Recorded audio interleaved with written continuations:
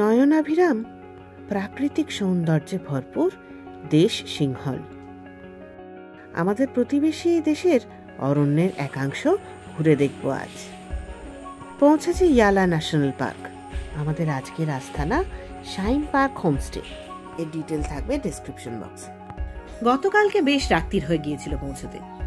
এখন ভোর 5টা। আজ ইয়ালা ন্যাশনাল পার্কে আমাদের হোল ডে সাফারি। শ্রীলঙ্কার উত্তর পূর্ব দিকে ভারত মহাসাগরের গা ঘেঁষে রয়েছে এই অরণ্য। কলম্বো থেকে এই পার্কের দূরত্ব 300 কিলোমিটার মতো। আমাদের মতন আরো অনেকগুলো গাড়ি চলেছে সাফারির জন্য। এই ন্যাশনাল পার্কের এন্ট্রি গেট মোট 4টি। পালাতোপানা এন্ট্রি গেট এর মধ্যে সবচেয়ে বেশি ব্যবহৃত। মেটাল রোড ধরে প্রায় সাফারি গেটের কাছাকাছি পৌঁছে গিয়েছি আমরা। দিগন্তে হালকা আলোর রেখা দেখা গেলেও সূর্যোদয় হয়নি এখনো। Good morning. আমরা এখন ইয়ালা ন্যাশনাল পার্কের মেন গেটের মুখে।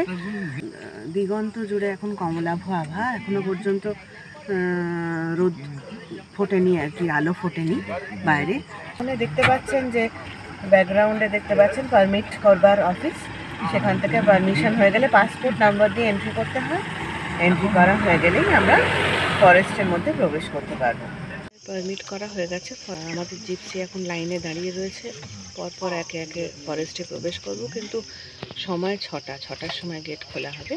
তারপর আমরা ফরেস্টে ঢুকতে পারবো। গতকালকে প্রচণ্ড বৃষ্টি হয়েছে, সেরকম কোনো সাইটিং হয়নি গতকাল। ভোর 6টায় যাত্রা শুরু।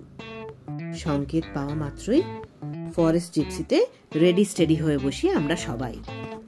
রুয়ান আজ স্টিয়ারিং ধরেছে। সেই আজ আমাদের পথপ্রদর্শক। ইয়ালা ন্যাশনাল পার্কের মস্ত বড় গেটটার ভেতরে আমরা এগিয়ে চলেছি লালচে মাটির রাস্তা ধরে। জঙ্গলের মধ্যে এখনো অবধি যেসব গাছপালা চোখে পড়েছিল তাদের কেউ কেউ আধা পর্ণমোচী, কোনোটা বা কাঁটা বন, কোনোটা তৃণভূমি, জলাভূমি, সামুদ্রিক জলাভূমি, বালুকাময় সৈকত, আর্দ্র এবং শুষ্ক মৌসুমী বন। ইতিমধ্যে দেখে ফেলেছি wild boar, spotted deer, water buffalo. বৃষ্টির ইতস্তত জমা জলে কি যেন এক সুস্বাদু খাবারে মনোনিবেশ করেছে এই ওয়াইল্ড বোর। চলুন এগোনো যাক। অরণ্য বন্যপ্রাণী এই সমস্ত তো দেখবই। রুয়ানের কাছে জানতে পারলাম এই জঙ্গলে আরো আছে এক চিলতে স্বর্গ। এই দারুণ এক্সপিরিয়েন্স আশা করছি আপনাদের সবার খুব ভালো লাগবে। তাই যারা নতুন viewers, please like, share and subscribe my channel. Already যারা দেবশ্রীস ট্রাভেল ডায়েরি সাবস্ক্রাইবার, আমার চ্যানেলের সঙ্গে থাকার জন্য জানাই অসংখ্য ধন্যবাদ। ওই দেখুন মেনিক নদীর অববাহিকা, তাতেই ভেসে বেড়াচ্ছে কুমির। জলজ পাখিরা যে যার নিজের খাদ্য সংগ্রহে ব্যস্ত। জলে ঢেউ খেলিয়ে গা ডুবিয়ে সাঁতরে এগিয়ে চলেছে কর্মোরেন্ট। মাছের সন্ধানে পন্ডেরান রয়েছে পেলিকানও। তেমন রোদ নেই, অগত্যা হাওয়াই ভরসা। তাতেই ভিজে ডানা শুকিয়ে নিচ্ছে পানকৌড়ি। শিকার পজিশন করতে বেশ সময় লেগে যাচ্ছে পেন্টেড স্টকটির। ধীরে ধীরে জঙ্গলই তাকে সব শিখিয়ে একদিন পোক্ত শিকারিতে পরিণত করবে। আসলে জলাশয়ের পাশে দাঁড়িয়ে বার্ড ওয়াচিং তো বটেই, এছাড়াও প্রিডেটরের জন্য অ্যালার্ম কল। প্রিডেটর অর্থাৎ লেপার্ড। এখানে তো বাঘ নেই, অতএব লেপার্ডের জন্য হরিণের অথবা বাঁদরের অ্যালার্ম কল শুনতে পেলে আমরা এগিয়ে যাব সেই সংকেত অনুসরণ করে। এই অরণ্যে কুমিরের অভাব নেই, মোক্ষম বুঝলাম। ক্রেস্টেড সার্পেন্ট ইগল কিন্তু শিকার পেয়ে ভারী খুশি। মনের আনন্দে রসনা তৃপ্তি করে চলেছে সে। ব্যস্ত দুটো রেড ভেন্টেড বুলবুল ন্যাড়া বাঁকা ডালটায় লেজ দুলিয়ে খানিক লাফালাফি করে মিলিয়ে গেল কোথায় যেন। শ্রীলঙ্কার অরণ্যে ভারতবর্ষের জাতীয় পাখির সঙ্গে মোলাকাত হলো। জলছুট ময়ূরীও জলাশয়ের ধারে ক্ষুণ্ণিবৃত্তির আশায় বেরিয়ে পড়েছে। এদিকে ময়ূর ব্যস্ত পেখম বিন্যাসে। কি অপূর্ব রং, কি তার শোভা! আমার মতে সবচেয়ে সুন্দর পাখি ময়ূর। আর আপনাদের? কমেন্ট করে জানাবেন কিন্তু অবশ্যই।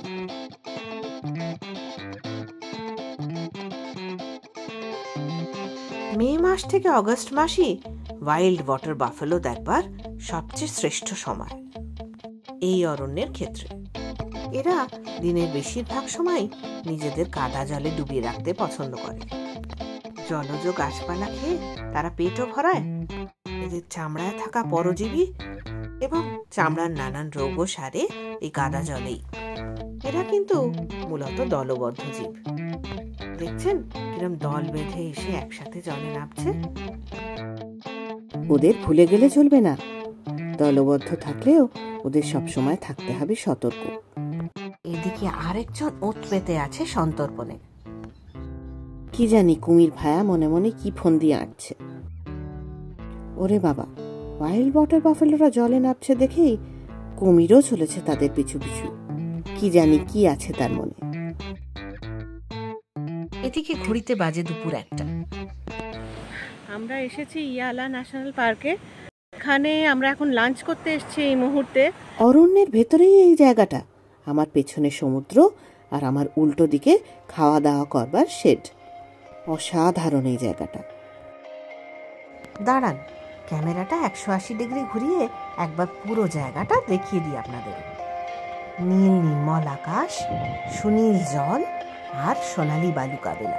কি অদ্ভুত সুন্দর! অরণ্যের মধ্যে এমন সৌন্দর্য পৃথিবীর আর কোনো জায়গায় পাবেন কিনা সন্দেহ।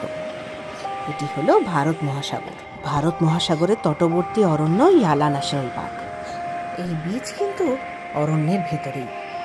প্রাতরাশ অথবা দ্বিপ্রহর ভোজন, এই দুটি সময় নিয়ে আসা হয় এই জায়গাটাকে।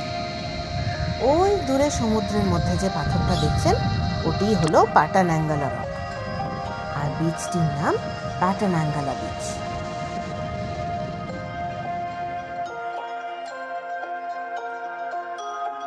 রিল্যাক্সেশন এবং অ্যাডভেঞ্চার এই দুটোই যদি আপনার পছন্দ হয়, অর্থাৎ সমুদ্র এবং অরণ্য, প্রিয় জায়গা এই দুটোই। একাধারে দুটোই দেখতে পাবেন এই জায়গায় এলে।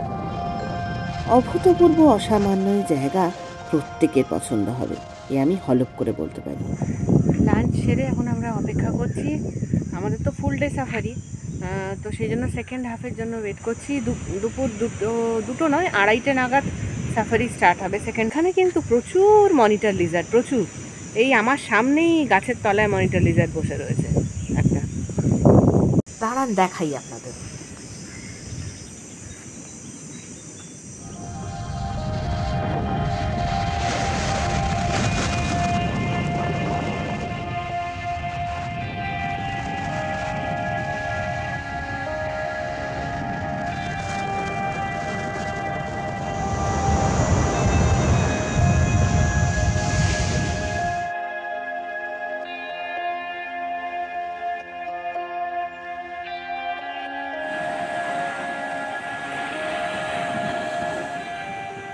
লাঞ্চের পর সমুদ্রকে পেছনে ফেলে রেখে অরণ্যের বুক চিরে এগিয়ে চলল আমাদের জিপসি। এবার আমরা যাব অরণ্যের অন্য দিকটায়। এই জায়গাটাকে আবার জলাশয় বলে ভুল করবেন না যেন। অরণ্যের বাকতন্ডিতে জমা জলের উপর দিয়ে এভাবেই যেতে হবে। আপনিও যদি কোনো বর্ষার দিনে এসে পড়েন। দুপুরে খাওয়া দাওয়ার পর বেশ একচোট ঘুম আসছিল, তো গাড়ির এমন ঝাঁকুনি যে ঘুমোবার উপায়টি ঘুম না হয় নাই হলো। বেশ একটা জয় রাইড ফিল হচ্ছিল জানেন। এই জায়গাটা আবার সম্পূর্ণভাবে পাথুরের। ওমা, পাথরগুলোর নিচে গাছের ফাঁকে কিন্তু নড়ছে না। বুঝতে অসুবিধা হলো না। হলদের ওপর কালো ফুটফুট প্রাণীটা লেপার্ড ছাড়া আর কিচ্ছু না। গাছের তলায় একরকম বিশ্রাম নিচ্ছে আয়েশে। এই মুহূর্তে হাত পা চেটে পরিষ্কার করছে, মনে হয় হাঁটাহাঁটি করবে এবার। যা ভেবেছি ঠিক তাই। নিশ্চিত হলাম এবার দেখতে পাবো আরো ভালো করে। এটি একটি পুরুষ চিতাবাঘ, নাম নাকি লুকাস। আয়তনে প্রায় আমাদের রয়্যাল বেঙ্গল টাইগারের মতনই। জানতে পারলাম শ্রীলঙ্কান লেপার্ডই হলো পৃথিবীর দ্বিতীয় বৃহত্তম লেপার্ড। অরণ্যে প্রাণীদের মেজাজি আলাদা, আর হবে নাই বা কেন? এটা তো তারই ঘর, তারই বাড়ি। আমরাই বরং ওদের অতিথি।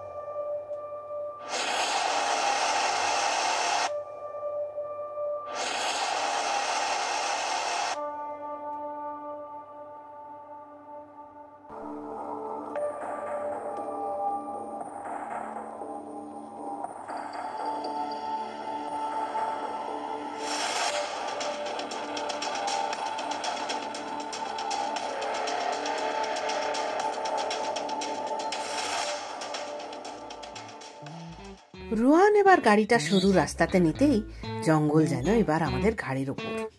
গাছের পাতা হাওয়ায় দুলছে সুর তুলে। ঘড়ির কাঁটা যেন একটু বেশি তাড়াতাড়ি এগোচ্ছে মনে হচ্ছে। দেখতে দেখতে আজকে সাফারি শেষ।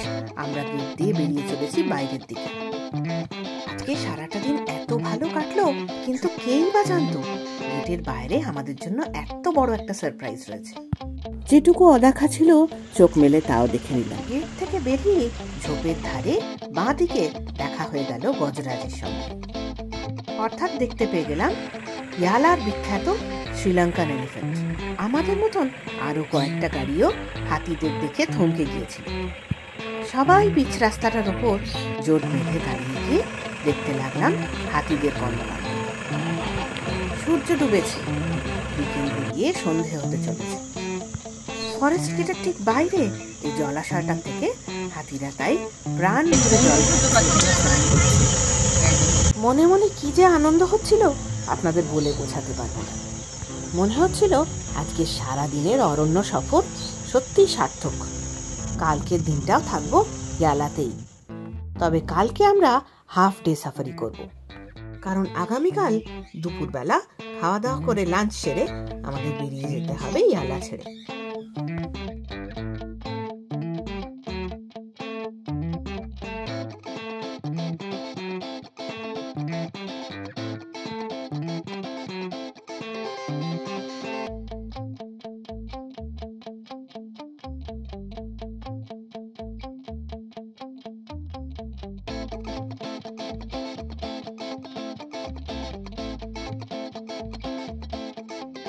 প্রাকৃতিক আলো কমে আসছে বেশ। আমরা আজকের মতো রওনা দিলাম আমাদের হোমস্টের উদ্দেশ্যে।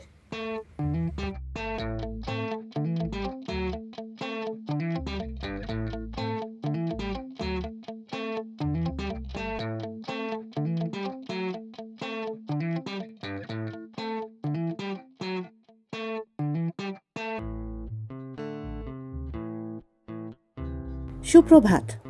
আরেকটি নতুন আদিগন্ত সবুজ সকালে বনজ সান্নিধ্য পেতে আমরা আবার চলেছি অরণ্য পথ ধরে। জঙ্গলে এই গন্ধটা আমার বড্ড চেনা। সমান্তরাল কিছুটা ভিজে মাটির পথ। সেই পথ বরাবর আমাদের দিকে কিছু একটা প্রাণী এগিয়ে আসছে। বুঝে নিয়ে ক্যামেরা বাগিয়ে বসলাম নড়ে চড়ে। শ্রীলঙ্কান জ্যাকেল এটি। স্থূল চক্ষুতে আমাদের ভারতীয় জ্যাকেলের মতোই বেশ খানিকটা। ইয়ালার সকালটা সবে কয়েকটা হাই তুলে আলস্য ভাঙছে তখন আমার। ফুলের পাপড়ি মেলার মতন ধীরে ধীরে আলো ফুটে উঠছে অরণ্যানীতে। একটা মোহনচূড়া এই রাঙা রাস্তায় খাদ্য আহরণে ব্যস্ত। জঙ্গলের সকালটায় একটা অন্যরকম গন্ধ আর অনুভূতি থাকে। আধারের অবগুণ্ঠন মোড়া বনপথে সাপদের বিচরণ, বাঁচার লড়াই, হার জিত, জন্ম মৃত্যু, কত কিছুই তো ঘটে যায় রাতের অরণ্যে আমাদের অগোচরে। কত স্বপ্ন তৈরি হয়, কত স্বপ্নের হয় অকাল মৃত্যু। তবে চোখ কান খোলা রাখলে এবং মস্তিষ্ককে বুনো অনুভূতির নিউরন দিয়ে বাঁধতে পারলে রাতের জঙ্গলে ঘটে যাওয়া ঘটনার কিছু আভাস সকালেও পাওয়া যায়। এই অরণ্যে সবচেয়ে বেশি দেখা যাওয়া এই প্রাণীটির পথরক্ষা অভিযান সরে যেতেই আমরাও এগিয়ে চললাম অরণ্যের বনপথ দিয়ে। গাড়ির দু চাকার মাঝের অংশটুকুতে কিছু ঘাস আর গুল্ম মাথা তুলেছে। বাঁদিকের ছোপটায় হঠাৎই কালো লোমশ একটা বলকে গড়াতে দেখে থেমে গেল গাড়ির চাকা। এতক্ষণে নিশ্চয়ই আপনারা বুঝতে পেরেছেন এটি একটি শ্রীলঙ্কান স্লথ বেয়ার। স্লথ বেয়ারের এই উপপ্রজাতিটি শ্রীলঙ্কার নিম্নভূমির শুষ্ক বনে পাওয়া যায়। এদের সিংহলি ভাষায় বলে ওয়ালাহা। খুব ধীরে ধীরে একগুঁয়ে রোদের চাদর সরিয়ে এগোতে থাকে আমাদের জিপসিটা। আলতো বাতাসে রাদুরে পরশ গায়ে মেখে এগিয়ে চলেছি আমরা। অস্তমিত সূর্যের তন্দ্রালু গোলাপি আলোয় ভিজতে ভিজতে তখন পশ্চিম আকাশ পানে উড়ে চলেছে এক ঝাঁক স্পট বিল্ট পেলিকান রাতের নিরাপদ আশ্রয়ের দিকে।